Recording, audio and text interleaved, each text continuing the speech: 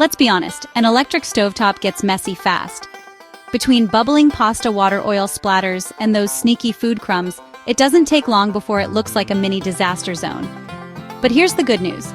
Cleaning it doesn't have to be hard or time-consuming. Step 1 is all about safety. Let it cool completely. Make sure your stove is cool to the touch before you start. Trust me, trying to wipe a hot surface isn't just risky. It'll also bake on the mess even more. Next, wipe away loose debris. I use a dry microfiber cloth or a paper towel to brush off crumbs, dust, and burnt-on bits. This makes it way easier to tackle the real grime without smearing everything around. Then, it's time to mix up a simple, homemade cleaner. No harsh chemicals needed. Just combine 1 cup of warm water with a tablespoon of baking soda, and if you've got some stubborn spots, add a splash of white vinegar. Stir it into a paste and you're all set. Now, dip a soft sponge or cloth into your cleaner and gently scrub the burners and surrounding areas. For the tough, stuck-on gunk, let the paste sit for about 10 minutes, then scrub again. After that, rinse and dry.